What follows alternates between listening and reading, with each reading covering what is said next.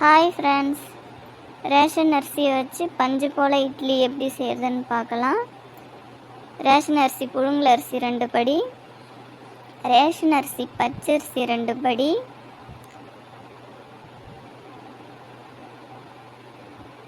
கருப்பு உளுந்து 1 படி,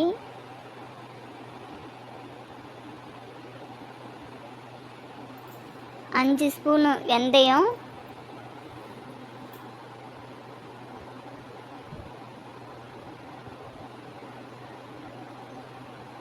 அரிசி நல்லா 4 வாட்டி கழுவிக்கணும்.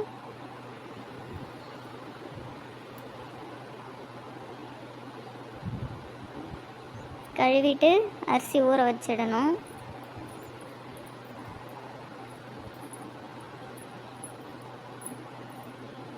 உளுந்து 1 வாட்டி கழுவிடணும்.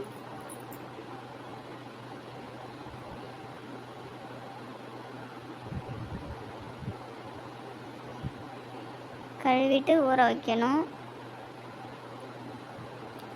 வெந்தயமும் கழுவிட்டு ஊற வச்சிடணும்.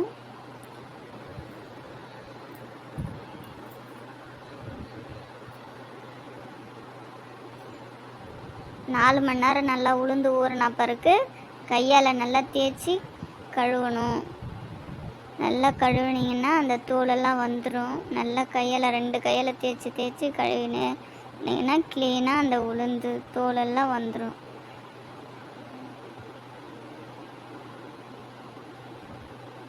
இந்த மாதிரி குண்டா நல்லா அகலமாக இருக்கிற குண்டானில் தான் உளுந்து கழுவணும். அப்போ தான் தோல் க்ளீனாக வரும்.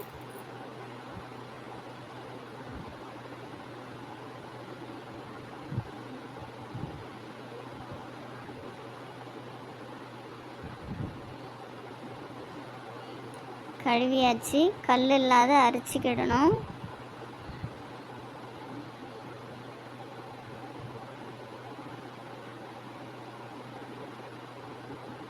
அரைச்சிட்டு அரிசி வெந்தயம் உளுந்து 3ஐயும் மிக்ஸ் பண்ணிக்கணும்.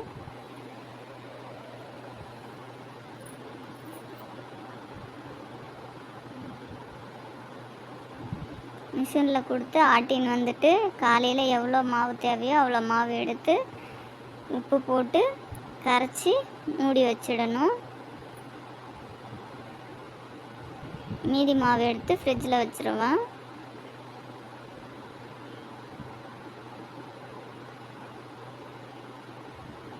அடுப்பை பற்ற வச்சுட்டு இட்லி குண்டானில் தண்ணி பிடிச்சி வச்சிடணும். தண்ணி நல்லா கொதி வந்த பிறகு இட்லி மாவு நல்லா மாவு புளிச்சிடுச்சு.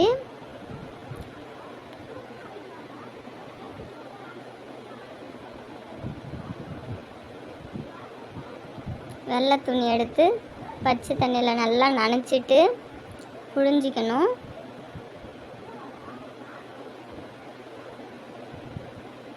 புழிஞ்சிட்டு இட்லி கொத்தில் போட்டு இட்லி துணியை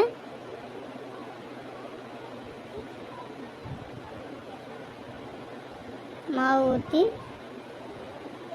தண்ணி நல்லா கொதி வந்த பிறகு வைக்கணும்.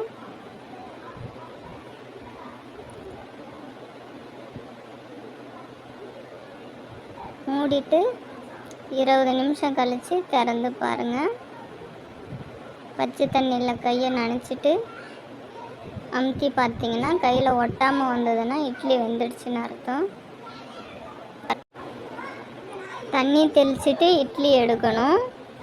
அப்போ தான் துணியில் ஒட்டாமல் வரும் இட்லி. பஞ்சு போல் இட்லி பிடிச்சிருந்ததுன்னா சப்ஸ்கிரைப் பண்ணுங்கள்.